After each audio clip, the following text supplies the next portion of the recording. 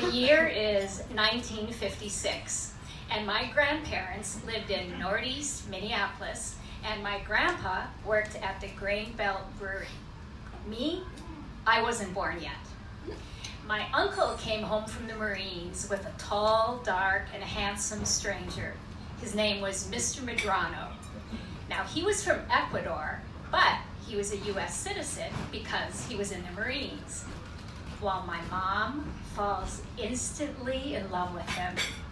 But what is a good 19-year-old good Catholic girl supposed to do? I mean, remember, this is 1956, and to just have an affair would be a sin, and she would go straight to hell. Well, my grandma, she guessed what was going on.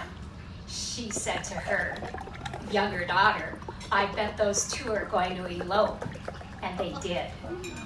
Well, 5 months later after the marriage, she was pregnant with me.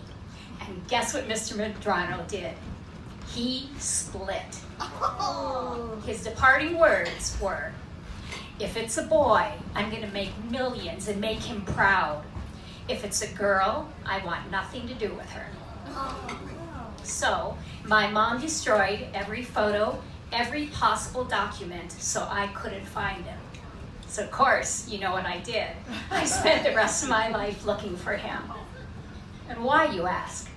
Why would I want to find a child deserter, a wife deserter, a deadbeat dad? Well, let me ask you a question. Have any of you ever felt different? Have any of you felt like you don't belong? Have any of you ever felt like you had to lie about who you were when you were growing up? Well, that's what happened to me. When I was 5 years old in kindergarten, my mom called me into the bedroom and she quietly shut the door. And she said, honey, now that we live in a new neighborhood, you need to quit bragging that you were the flower girl at mommy and daddy's wedding.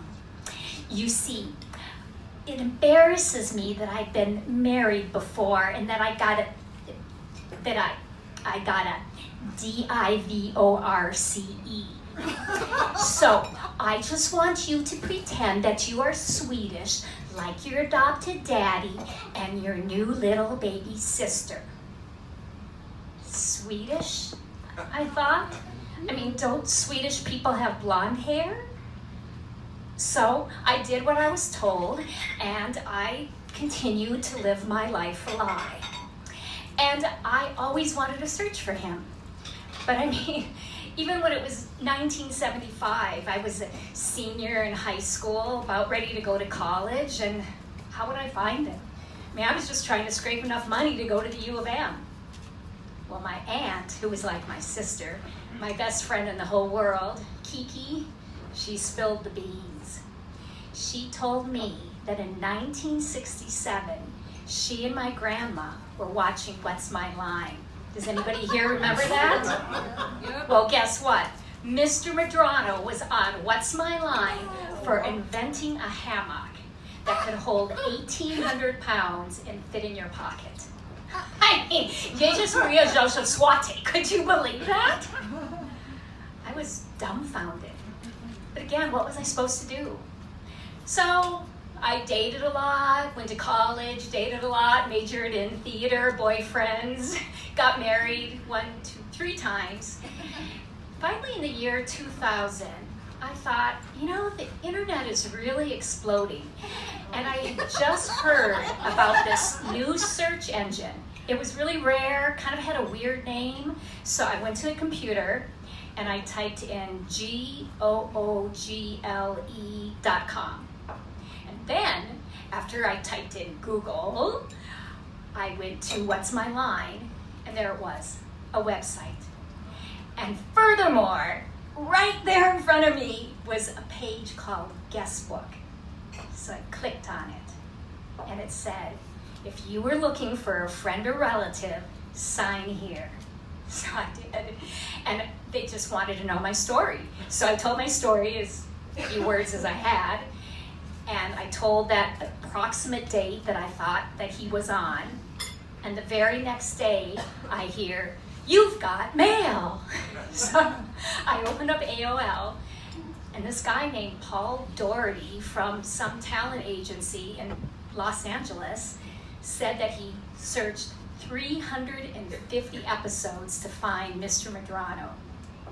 And 24 hours later, I had the VHS in my hands. I was going to see my father for the first time. I mean, I was so excited. I was expecting a gray-haired, father knows best kind of guy.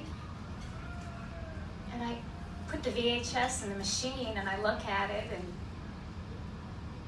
it was just a guy in an ill-fitted suit. And he kind of had funny teeth and this weird accent.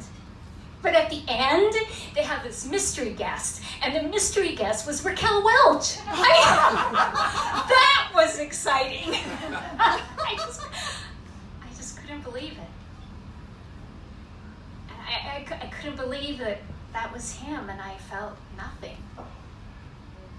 And so the very next day, I wrote a thank you letter to Paul Doherty, my angel, and he wrote me back. And he said he had a friend that was in the FBI, and did I want him to track him for me? Well, yeah. I suppose you want to know if I found him or if I found brothers and sisters who really look like me? Yeah? Anybody? Want to know? Yeah. You're going to have to come back May 10th through the 20th because I'll be up here. The play is called Meet the Medranos. I have business cards, and I would love you all to come. It's a one-woman show. It's a comedy drama. Its original score, it opened in San Diego, and now the regional premiere is going to be at the Bryant Lake Bowl. Thank you.